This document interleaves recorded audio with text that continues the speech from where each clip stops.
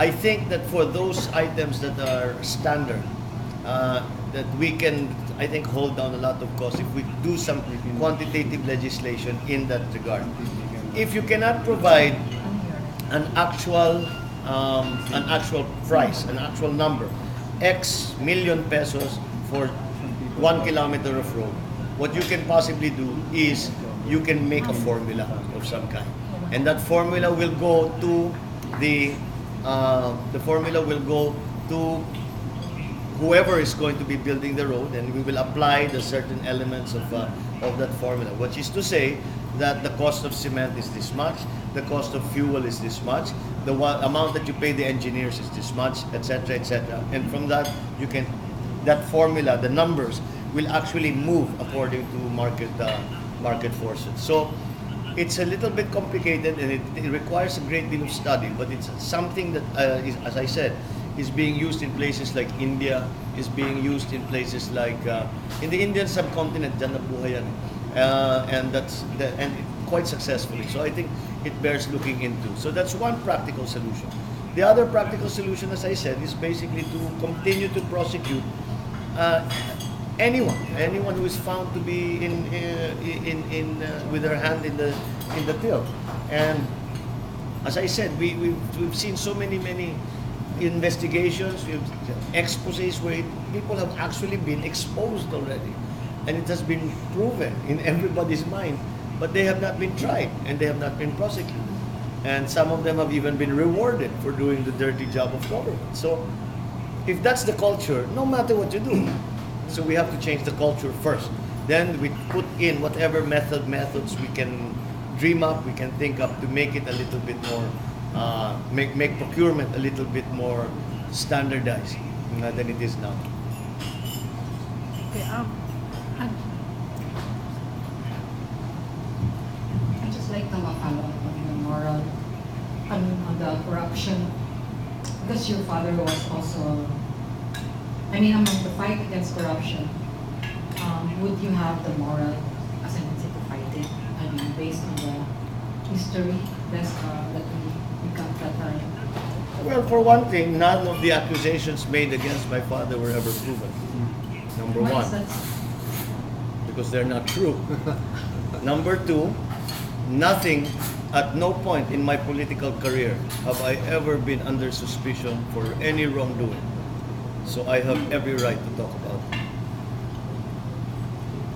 Okay, I'll just get back to you later. There are other questions coming, but I want to give a chance to other bloggers first. Sure, of course. who's next? Carlos. Carlos. No, maybe. He has a mic. Some people are saying that meron the service contract exists. Pero, mas magagaling sa'yo. Ano? Meron the service contract exists. Some people say that being a Marcos is a negative thing for the campaign. What's your reaction to that? Pero obviously, nangyari sa this is a service. You're doing Actually, madalas ako na matanungan yan.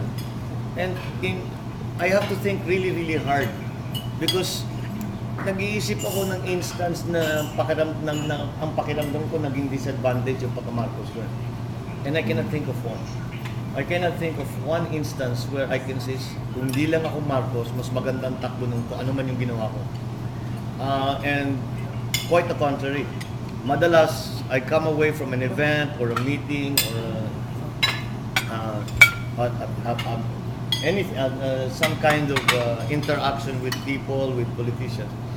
And I think after it's done, pag nag-iisip ka, iniisip ko, sabi ko, napakaswerte ko naman na napanganak akong Ferdinand Marcos, dahil ang daming kaya kong gawin, ang daming mga mangyayari sa akin, ang daming nagbibigay ng tulong, ang daming nagsusuporta, na hindi magbibigay ng ganyang klaseng tulong, suporta, at hindi man makikinig sa iyo kung hindi ka Ferdinand Marcos. Kaya at least in my experience, it's very, very, very clear that those are that it has been an advantage. Ngayon, siyempre, the usual question that follows that is that what about all the people who opposed your father? Kung hindi ka anak ng tatay mo, they wouldn't oppose you. But now, since you're the anak, they would oppose you now. So that's a disadvantage. Well, not really, because no matter what you do in politics, you will have opposition. So that's a natural expected na yun eh. So the fact that I have opposition just makes me the same as everyone else. But the fact that I have people I can run to, people I can expect help from, people who offer their help, people who have a history with my father, both in politics, both as a personal, as an individual, and as a politician, and as their president.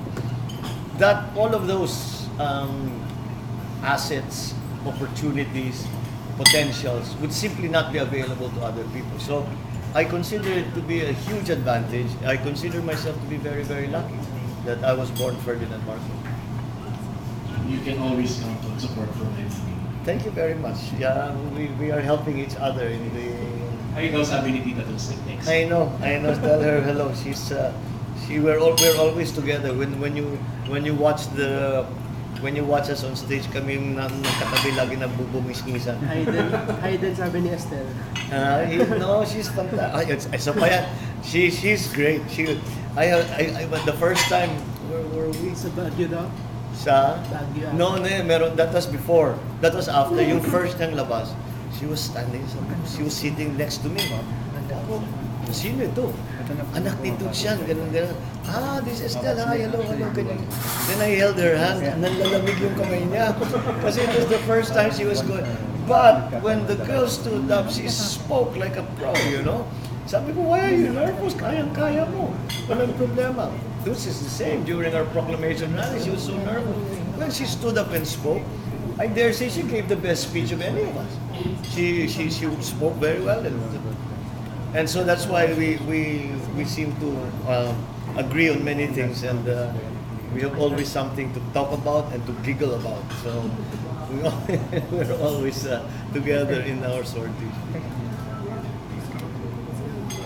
Okay. May follow-up ka doon, Carlo? May follow-up si Sai. Sir, do you think what's happening right now, because if I'm not mistaken, this is the second time that you run for senator. I voted for you the first time, and I thank still you. vote for you again. Do you think Thank it's now the time that generally the Filipinos are beginning to look at what happened in 1986 on another perspective? Well, to begin with, I think when I ran in '95, you have to remember, and I have to apologize to you who have voted for me, that your votes weren't counted. Because if you remember, that was the election where Dagdag Bawas was invented.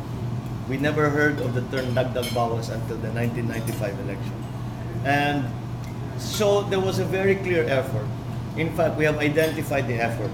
We identified the operation, in fact, that was made against me to make sure that I didn't get into the Senate.